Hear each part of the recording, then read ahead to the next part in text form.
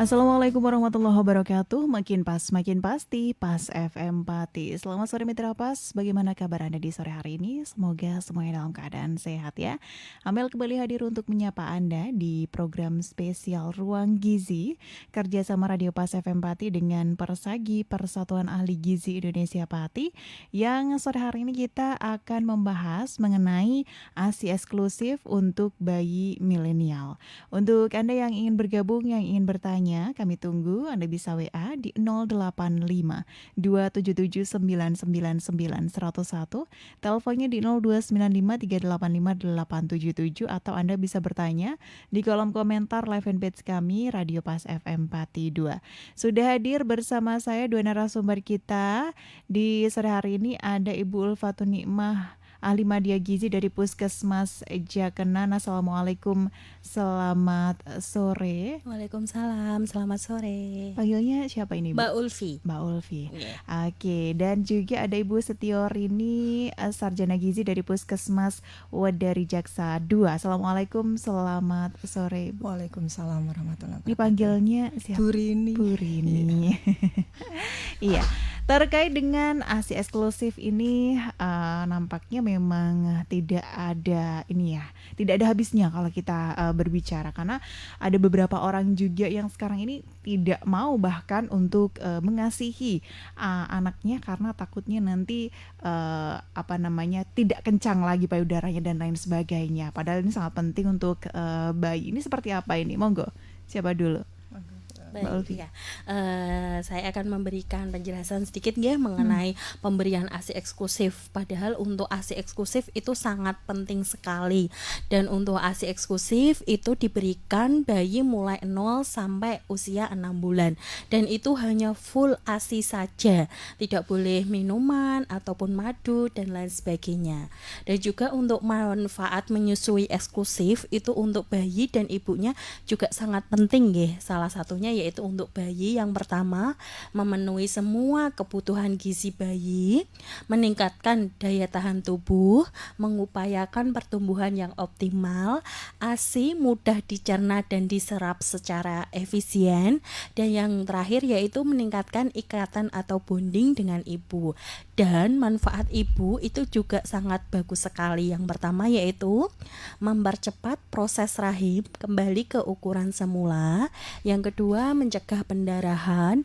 Yang ketiga mengurangi risiko kanker payudara. Yang keempat yaitu alternatif metode KB. Dan yang selanjutnya yaitu memudahkan ibu karena ASI itu suhunya itu paling sesuai dengan suhu normal. Yang selanjutnya untuk manfaat menyusui eksklusif itu sendiri bagi keluarga itu yang pertama adalah murah dan tidak usah beli, sudah tersedia seperti itu. Yang kedua yaitu ibu dan bayi tidak mudah sakit. Yang ketiga menghemat waktu karena tidak usah beli-beli lagi. Yang terakhir yang keempat yaitu meminimalisir jarak yang dekat dengan kehamilan yang berikutnya. Untuk negara itu juga sangat penting. Yang pertama yaitu menurunkan angka kesakitan dan kematian, mengurangi subsidi rumah sakit, yang terakhir meningkatkan kualitas generasi penerus bangsa. Oke, manfaatnya tidak hanya untuk anak tapi juga untuk ibunya juga ya. Nah, ini moga Mbak Burini mau menambahkan. Oke, nggih. Bagaimana ASI diproduksi dan dialirkan? Nah, itu yang penting sekali. Soalnya kadang banyak kasus yang saya alami kebetulan kan di puskesmas tuh banyak ibu-ibu datang terus konsul ASInya nggak keluar seperti ini. Jadi yang perlu ditekankan di sini, ASI itu sebetulnya keluar karena dua hal. Yang pertama hisapan bayi, yang kedua adalah perasaan ibu. Nah, itu yang harus dipegang penuh. Nah, saat hisapan bayi maksudnya gimana? Saat bayi menghisap payudara itu ada perintah ke otak. Nah, hormon prolaktin mendapat perintah untuk, ada pesan dari otak, ada bayi yang ngemik, ayo ndang buat ASI. Nah, hormon prolaktin bekerja memproduksi ASI. Nah, selanjutnya kerjanya hormon oksitosin. Hormon oksitosin tugasnya mengalirkan ASI sampai keluar bisa dihisap oleh bayi itu. Nah, masalahnya di sini hormon oksitosin ini sangat dipengaruhi oleh perasaan ibu. Kalau misalnya ibunya itu gondok, kemerungsung, kadang ya ibu bekerja kan kayak gitu, ibunya pagi merah ASI dulu atau ngemii dulu, ayo tentang cepet kok gitu, kayak gitu. Kemerungsung itu juga nanti menghambat keluarnya. Iya, karena oksitosin itu nanti terhambat itu hormon oksitosinnya keluarnya itu, jadinya ASINya jadi lambat nggak keluar kayak gitu. Nah, jadi penting di sini sebanyak kasus ini sedikit penjelasan dari itu tadi. Banyak kasus, Bu saya itu pengen menyusui eksklusif. Tapi saya sudah berusaha tapi enggak bisa. Nah, kayak gitu. Akhirnya ya sudah, biar gampang saya kasih formula. Nah, di sini sebetulnya pentingnya pendampingan. Pendampingan dari entah itu keluarga, entah itu petugas, di sini sangat dibutuhkan sehingga tidak terjadi yang namanya ada baby blues ya. Iya. Nah, ini yang banyak marak sekali. Iya, betul sekali. Kadang keinginan hati kuat sekali untuk memberikan bayi secara eksklusif, ASI secara eksklusif. Tapi karena neneknya misalnya atau mertuanya atau ibunya pengetahuannya tidak sampai di yang sekarang, info yang terbaru sekarang, taunya masih zaman dulu, akhirnya terjadi benturan di situ.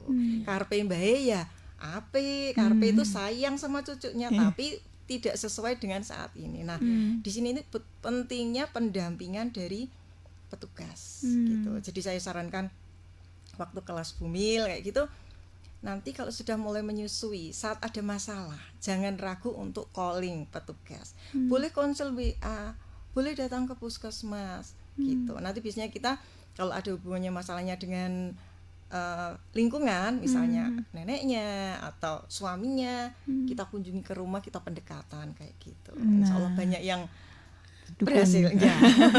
Karena sebetulnya nenek itu juga sayang, hanya karena tidak tahu kayak gitu. Itu ya.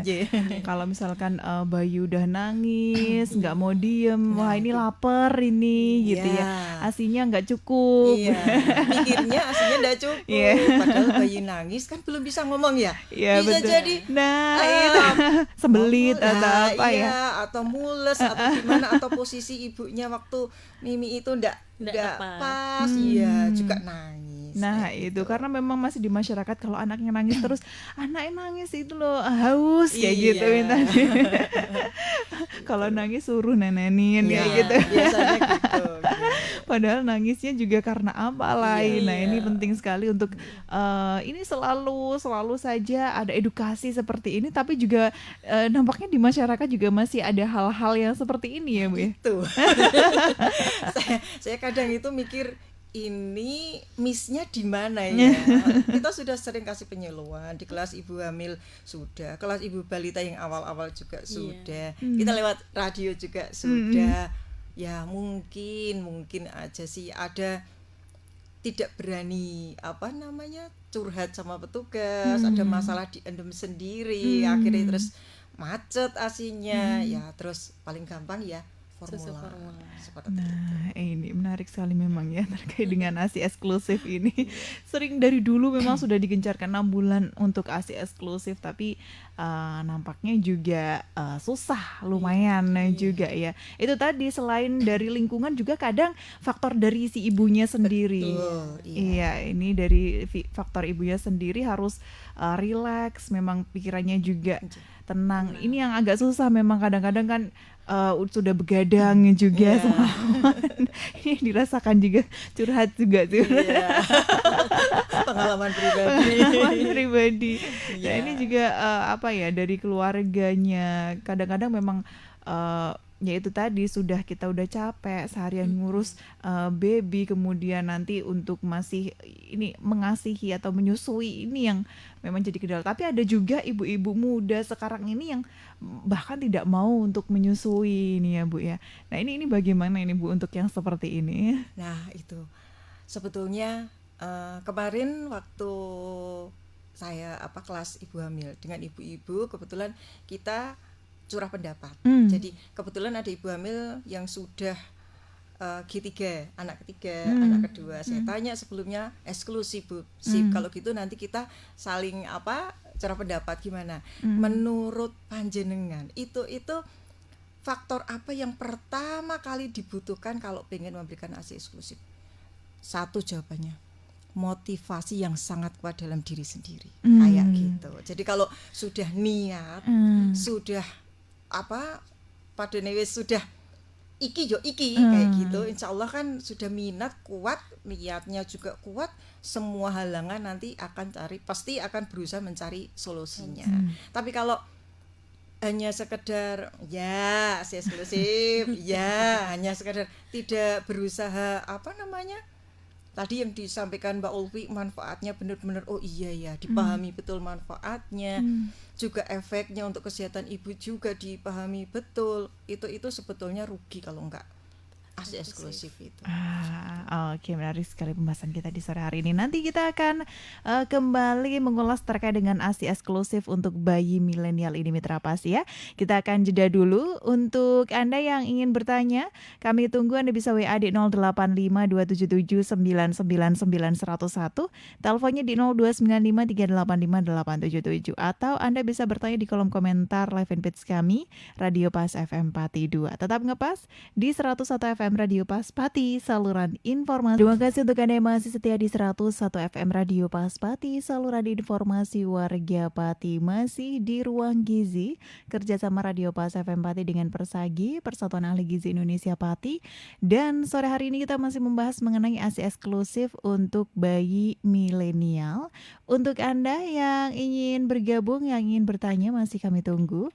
Anda bisa WA di 085277999901, atau teleponnya di 0295385877. Anda bisa bertanya juga di kolom komentar live fanpage kami Radio Pas FM Pati 2. Oke, sudah ada yang gabung dari Ibu Tuti di Pati. Selamat sore untuk kedua narasumber. ASI kalau dibekukan ini bisa bertahan berapa lama ya Bu ya, dan berapa suhunya kalau mau diberikan ke bayi? Nah ini monggo. Siapa? Mbak Ulfi, monggo. Oke, baik. Ini guys, sekalian untuk menjelaskan juga untuk ASI yang baru diperah dan disimpan di cooler bag itu suhunya 15 derajat Celcius, itu tahan selama 24 jam.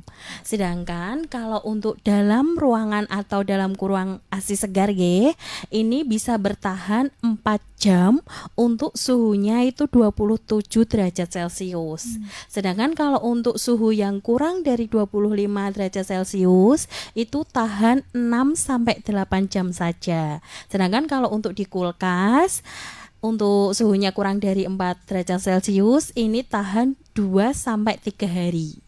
Sedangkan kalau untuk di freezer kulkas 1 pintu itu tahan 2 minggu. Sedangkan kalau untuk di freezer pada lemari es 2 pintu itu 3-6 bulan.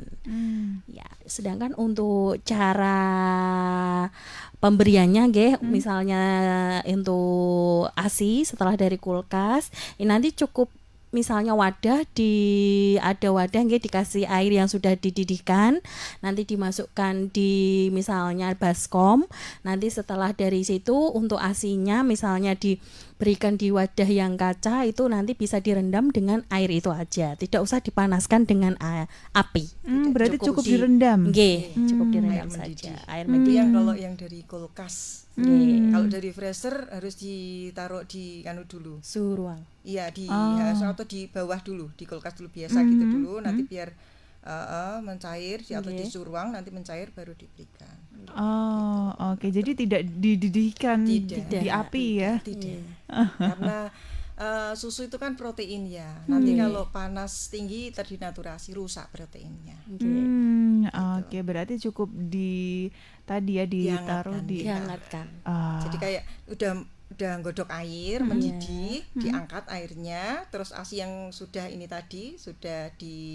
dari kulkas dalam bentuk cair ya, maksudnya tidak dalam bentuk beku. Nah, kalau beku harus dicairkan dulu. Nah, kalau sudah belah cair dimasukkan gitu loh.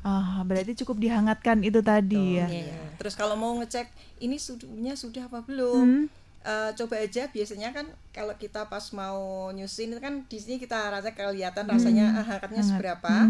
Nah coba itu tadi nanti ditetes di tangan kalau hangatnya sudah. Kalau enggak punya maksudnya termometer diangkat nanti 27 derajat. Itu biasanya gitu. Kalau sudah kayak kalau ASI yang keluar itu sudah.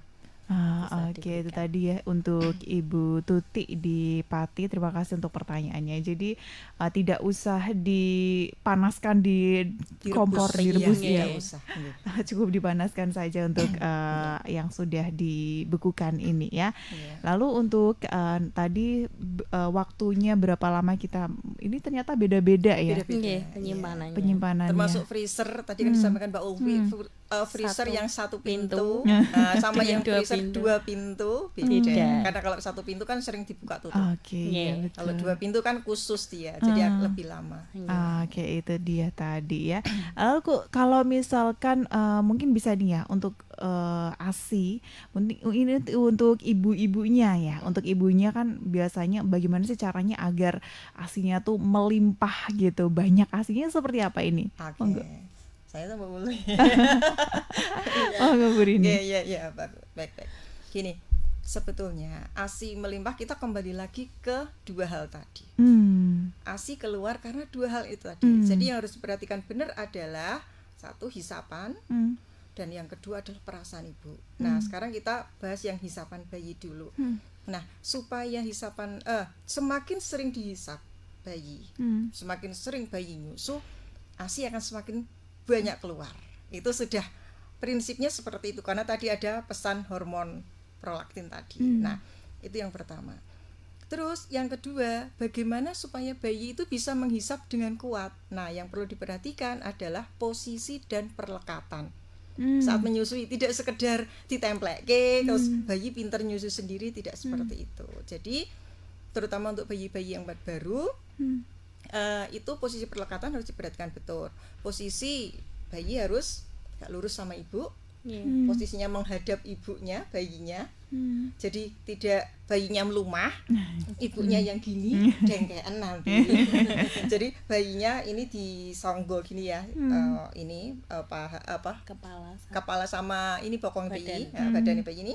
Terus bayinya diiring miring, gitu. Jadi menghadap ke payudara, kayak gitu. Nah, itu posisinya. Nah, yang penting kedua adalah perlekatannya. Perlekatannya itu ada singkatannya yang gampang diingat, itu amubida. Amubida. Ya. Areola. Areola itu item-itemnya payudara itu ya. Nah, itu sebagian besar masuk ke mulut bayi. Harapannya apa? Di areola itu banyak ini bendungan-bendungan ASI. Jadi bendungan ASI adanya itu di areola, bukan di putingnya. Puting itu hanya saluran untuk mengeluarkan. Nah, bendungannya itu di areolanya ini. Kalau bayi mulutnya bisa terbuka, bisa sebagian besar masuk ke mulut bayi, berarti kan kayak diperah di ini tadi bendungannya. Jadi sama kayak diperah kayak gitu. Nanti ASI bisa keluar. Nah, kalau yang di ini tadi hanya yang dimasuk ke mulut bayi hanya puting saja. Mungkin ada di saluran itu hanya ASI-ASI yang sedikit aja ya. Kalau sudah dihisap kan sudah habis. Karena di puting ini tidak ada bendungannya ada di areolanya ini tadi. Itu pertama. Areola sebagian besar harus masuk ke mulut bayi. Nah, ini juga diperhatikan areola tiap ibu beda-beda. Ada yang areolanya luas, ada yang areolanya kecil. Nah, kalau areanya sempit itu biasanya sebagian bisa masuk semuanya ke mulut bayi. Kalau yang areolanya luas, nah ini apalagi terus putingnya besar, nah ini bayi rotok kangelan ya. Tapi itu tadi sebagian besar bisa masuk mulut bayi. Itu A. Yang kedua mulut bayi terbuka lebar. Jadi supaya bisa masuk ke hampir sebagian besar ke mulut bayi, mulutnya harus terbuka lebar. B, yang ketiga bibir bawah bayi terputar keluar, jadi kayak duer itu, kayak mimi dot itu udah duer kayak gitu. Nah, itu perlekatannya seperti itu. Terus yang terakhir dagu bayi menempel ke payudara ibu. Jadi gini kan. Hmm. Jadi tidak hidungnya yang nemplek gini gitu. Itu untuk posisi perlekatan harus betul. Nah, kalau posisi perlekatan betul, insya Allah terhindar dari puting lecet, terhindar seperti itu. Dan bayi bisa ngisap ASI keluar bisa banyak, gelek. Itu tandanya kalau pipinya sampai kemot kayak gitu. Itu gelek itu berarti ASInya ini lancar keluar banyak. Berarti kan itu tandanya ibu harus duduk posisinya. Kalau misalkan posisi ibu tidur, kalau tiduran anak Bisa, iya bisa boleh ya? Bisa, boleh. Ada Aman beberapa juga ya? posisi ada beberapa boleh sambil duduk, boleh sambil tiduran, bahkan boleh nyilang. Nah, kalau ada layar kan bisa menunjukkan kabar ya kayak Oh, iya. gitu. Ya, kalau kita bisa gitu. Itu dari sisi yang tadi pertama posisi perlekatan. Dari supaya hisapannya kuat. Nah, yang kedua dari perasaan ibu. Nah, zaman dulu supaya ASI banyak keluar, itu disuruh minum Daun katu. ya, daun katu memang iya betul. Uyup-uyup istilahnya. Uyup-uyup. Uyup-uyup itu kayak jamu. Oh. Jamu. Iya, jamu uyup-uyup ya. Nah, di sini yang perlu saya sampaikan. Mungkin zaman dulu itu kan zaman saya, ya zaman saya.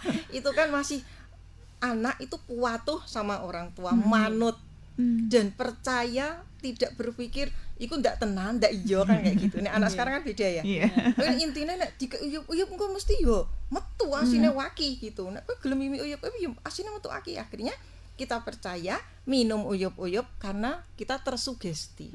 Akhirnya ASI keluar banyak. Nah, zaman sekarang ini mindset anak-anak kan beda. Apalagi Gen Z sekarang ini ya. Susah ya. Iya. Dia itu tidak akan percaya begitu saja kalau uyup-uyup itu bikin ASI keluar, ASI lancar gitu. Nah, terus dia, loh hubungannya opo kayak gitu. Iya. Terus ini kemarin dia tanya, katanya ASI keluar itu kalau ibunya perasaannya senang, perasaannya tenang. Dan saya minum uyup-uyup itu malah Gak suka. tertekan kok, nggak malah macet. Iya betul, iya memang betul. Jadi kapan ya saya pernah ikut webinar tentang itu namanya laktokot. Jadi makanan atau minuman yang membuat ASI keluar banyak. Sebetulnya ASI keluar banyak ini karena perasaan ibu menjadi senang. Jadi boleh makanan, boleh minuman yang bisa membuat ibu merasa nyaman, merasa tenang, merasa bahagia. Itu makan aja, minum aja, Nggak masalah. nggak apa-apa. Misalnya kayak Mbak Amel, sukanya makan coklat. Nah, kalau makan coklat rasanya tenang, rasanya nyaman. Saat menyusui itu, sebelum menyusui supaya ASInya lancar, makan aja coklat, nggak apa-apa. Kayak gitu. Jadi supaya ini tadi loh, apa namanya ya, perasaan jadi bahagia. Tapi ada lagi, nek saya ndak itu, Mbak. Kalau saya itu bahagia kalau keranjang Shopee saya di check out. Itu bahagia. Jadi setiap kali di check out, hasilnya lancar. Gitu. Jadi seperti itulah intinya yang membuat ibu bahagia itu yang harus Tapi tetap ada larangan atau pantangan untuk makanan dan minuman atau enggak sih, Bu? Tidak ada. Tidak Tidak ada. Ya Mbak Alfi ya, semuanya itu masa saya terus jawab. Semuanya boleh. Asalkan satu hal yang dalam Islam juga tidak boleh berlebihan ya. Kayak gitu. Jadi enggak apa-apa, aman semuanya. Nanti nek makan cumi-cumi nanti amis bayine, makan iwak bayine amis. Es nanti pilek. Es bayine pilek. Enggak. Kan es waktu masuk di lambung itu sudah asam lambung kan panas ya nanti. Iya.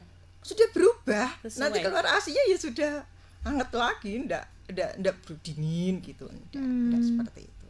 Oke, jadi tidak ada pantangan untuk makanan dan Tidak. minuman. Justru ibu menyusui harus banyak makanan-makanan yang bergizi dan protein hewani juga supaya kualitas ASInya bagus. Nah, ini karena mitos-mitos yang berkembang di masyarakat kan masih banyak kalau tidak boleh makan ini, apalagi untuk bayi yang benar-benar baru lahir gitu ya. Iya. Nah, tidak boleh nanti ikan ini nanti amis seperti itu.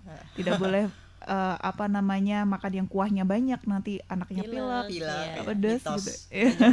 Nanti Mbak Ulfi biar menyampaikan ada mitos dan faktanya Nah, bagaimana ini itu. menarik ini Jadi, ya. nah, yang terakhir itu nanti itu. Karena banyak Mitos sekali fakta mitos dan asli, fakta ya. itu ya. Iya. Oke, kita jeda dulu. Untuk Anda yang ingin bertanya juga masih kami tunggu ya. Anda bisa WA di 085277999901. Teleponnya di 02953858877. Atau Anda bisa bertanya di kolom komentar live fanpage kami Radio Pas FM Pati 2.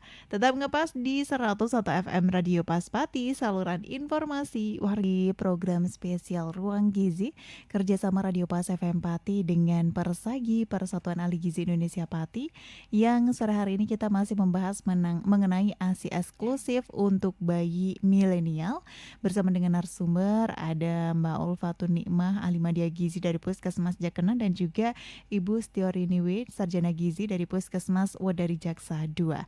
Untuk Anda yang ingin bertanya juga masih kami tunggu ya. Anda bisa WA di 085277999101, teleponnya di 0295385877.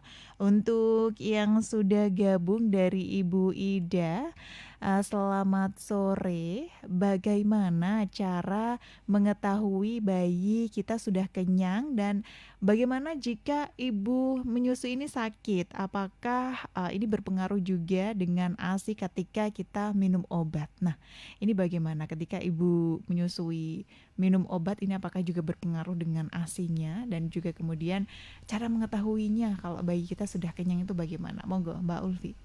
Ya. Untuk bayi untuk menyusui itu sebisa mungkin setiap 2 jam sekali itu si bayi harus dibangunkan. Misalnya pun tidur itu juga harus dibangunkan karena untuk minum ASI itu lebih baik sesering mungkin. Jadi kalau misalnya ASI bayinya tidur itu setiap 2 jam harus dibangunkan. Jangan kalau misalnya tidur udah nggak apa-apa, nanti nggak usah nenen. Itu salah Jadi setiap tidur pun itu juga bayinya harus dibangunkan untuk nenen untuk 2 jam sekali. Dan kalau misalnya untuk bayi itu nanti akan terasa kenyang setelah melepaskan untuk menyusuinya, lepas sendiri setelah kenyang itu tadi. Biasanya kalau cowok ini lama banget ini. Iya, benar. Itu ya untuk sudah kenyang kalau dia melepaskan sendiri. Nah, kalau misalkan ibu sakit ini, apakah ini berpengaruh sama ASI-nya kalau minum obat ini? Biasanya saya ya. Biasanya kalau ibu sakit itu sebaiknya periksa dulu ya ke dokter itu. Biasanya nanti obat dari dokter itu pasti ibunya ditanya, ibu menyusui atau tidak. Kalau menyusui biasanya diberikan obat-obat yang insya Allah itu aman untuk produksi ASI-nya gitu. Biasanya kan ada obat-obat yang cenderung menghambat untuk keluar ASI kayak gitu. Biasanya sudah disesuaikan itu. Dan ada penyakit-penyakit tertentu yang memang itu tidak diperbolehkan untuk menyusui. Tetapi kalau hanya penyakit-penyakit yang biasa, pilek, batuk atau apa gitu, enggak apa-apa, menyusui saja. Karena apa? Saat ibu sakit, itu di tubuh ibu itu akan muncul antibodi. Gampangannya itu tubuhnya ibu nanti akan mengeluarkan tentara-tentara yang berusaha melawan penyakit yang ada dalam tubuhnya, dan tentara-tentara ini ikut dialirkan ke ASI-nya. Jadi itu yang membuat bayi jadi kebal terhadap imunitasnya jadi ini. Itu bedanya dengan formula. Formula tidak ada. Gitu. Oke, itu tadi untuk Ibu Ida. Jadi ada memang beberapa obat yang tidak dianjurkan ketika sedang menyusui. Sebaiknya kalau sedang menyusui sakit, sebaiknya periksa. Nanti dokter akan menentukan obat yang sesuai untuk ibu yang menyusui. Oke, itu tadi ya. Nah, tadi sudah disinggung juga, sempat disinggung terkait dengan mitos dan fakta ibu menyusui. Nah, seperti apa ini Mbak Ulfi? Baik. Untuk mitos ASI yang pertama kali. ASI yang pertama kali keluar itu harus dibuang karena ASI basi dan tidak baik. Itu mitos ya. Faktanya ASI yang pertama kali keluar itu adalah kolostrum, yang mana itu mengandung dan juga faktor pelindung yang lainnya, yang mana kolostrum itu sangat penting untuk bayi. Jadi harus diberikan. Yang pertama, yang kedua, untuk mitosnya bayi prematur, untuk bayi berat badan lahir rendah itu terlalu kecil dan tidak menyusui, itu mitos. Faktanya untuk ASI ibu bayi prematur dan juga BBLR itu sesuai dengan kebutuhan bayinya. Jadi tidak masalah untuk bayi tetap menyusui. Untuk yang ketiga yaitu bayi sakit seperti diare tidak boleh diberikan ASI. Itu mitos ya. Untuk faktanya ASI itu mengandung berbagai untuk antibodi untuk membantu proses penyembuhan ketika sakit. Jadi tidak masalah meskipun diare itu tetap diberikan untuk ASI-nya. Untuk selanjutnya yaitu mitosnya menyusu itu perlu bergantian ya. Untuk yang kanan dan juga yang kiri itu hanya mitos saja. Karena untuk faktanya bayi perlu menyusu di satu payudara hingga bayi melepas sendiri. Itu artinya kalau sudah terlepas payudaranya ibu sudah kosong. Berarti pindah. Nggih, tidak baru pindah. tidak Baru kiri nanti sudah habis terus yang kanannya tidak ya. Betul. Jadi maksudnya itu Tidak pindah-pindah. Tidak pindah-pindah. Maksudnya gini, ini iki makane. Iya, Minum bener. pindah kiri minumnya kayak gitu. Tidak seperti itu. Jadi misalnya sebelah kiri sampai kosong, sampai kempes gitu sudah habis. Nah, baru dipindah yang sebelahnya. sebelah kanan. Itu hubungannya dengan apa itu namanya ASI hand milk dan formilk itu loh. Yang awal keluar itu kan masih bening, isinya laktosa aja, tidak mengenyangkan bayi. Yang di ASI akhir, yang keluar yang terakhir itu isinya hand milk, itu isinya lemak. Nah itu yang mengenyangkan. Jadi kalau pindahnya terlalu cepat, bayi tidak akan dapat hand milknya. Yang ada bayi nanti penuh perutnya tapi tidak kenyang, rewel. Kalau dapat lemak dia kenyang, yang dapat yang ASI akhirnya kenyang, jadi nanti dia tidak rewel kayak gitu. Oh, jadi tidak yang kanan untuk minum atau makan, yang kiri untuk minum gitu seperti itu. Satu sampai selesai dulu penuh habis baru pindah. Oke, karena sama ya ininya ya kandungannya kiri dan kanan ya. Oke, nah ini kalau misalkan tanda-tanda bayi ini lapar kemudian ingin minum ASI ini seperti apa ini tanda-tandanya ini? Karena tidak semua menangis ini kan kemudian mau minum gitu. Misalnya udah mulai melet-melet gitu loh Mbak, sudah agak gelisah, terus lidahnya sudah mulai menjulur-njulur kayak gitu, biasanya dia itu sudah gelisah lapar berarti kan kalau masih ASI berarti masih itu sudah. Oke, itu berarti tandanya. Tapi tetap diingat tadi ya, kalau 2 jam sekali walaupun bayi. Sampai usia berapa ini untuk 2 jam sekali? Itu sampai 6 bulan itu. Ya, sampai 6 bulan itu kan masih ASI tok, eksklusif. Itu berusaha seperti itu. Nah, nanti setelah di atas 6 bulan itu kan sudah mulai dikenalkan dengan MPASI. Nah, itu ASI-nya 70%, 30% dari MPASI. Nah, itu mungkin ASI-nya sudah agak berkurang. Iya. Secara otomatis ya. Iya. Jadi sebetulnya ASI kandungannya tetap. Hanya anak, bayi kebutuhannya lebih, kebutuhannya bertambah. Sehingga ASI saja tidak cukup, harus ditambah dari makanan pendamping ASI. Nah, selain makanan pendamping ASI apakah juga bisa dikasih susu formula atau cukup dengan ASI saja dengan makanan tambahan ini, Bu? Nah, ini Yang penting sebetulnya susu formula itu tidak perlu. Karena ASI sudah lebih bagus pertama. Dan yang kedua, MPASI itu penting sekali karena tidak selamanya mikir enggak mau makan udah minum susu aja. Karena MPASI, makanan pendamping ASI tidak sekedar ini materinya jadi MPASI. Tidak sekedar mencukupi kebutuhan bayi, tapi juga melatih oromotor ini loh, mulutnya bayi, latihan mengunyah, latihan mengindra baunya, mengenal baunya kayak gitu.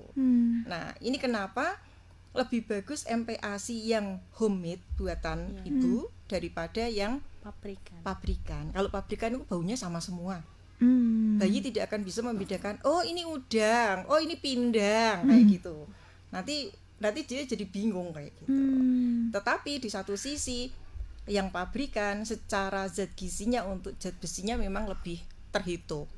Jadi saran saya MPASI-nya di ini? Selang-seling.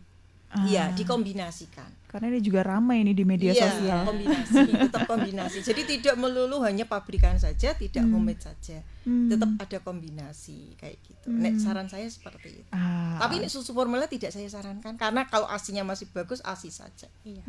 oke, meskipun ini ya sudah waktunya untuk MPASI, tetapi Iya, karena memang masih asinya masih tetap lancar. ASI ya. sampai 2 paling tahun. tidak 2 tahun. Hmm, Hanya nanti porsinya ASI-nya dengan porsinya MPASI ini berbeda.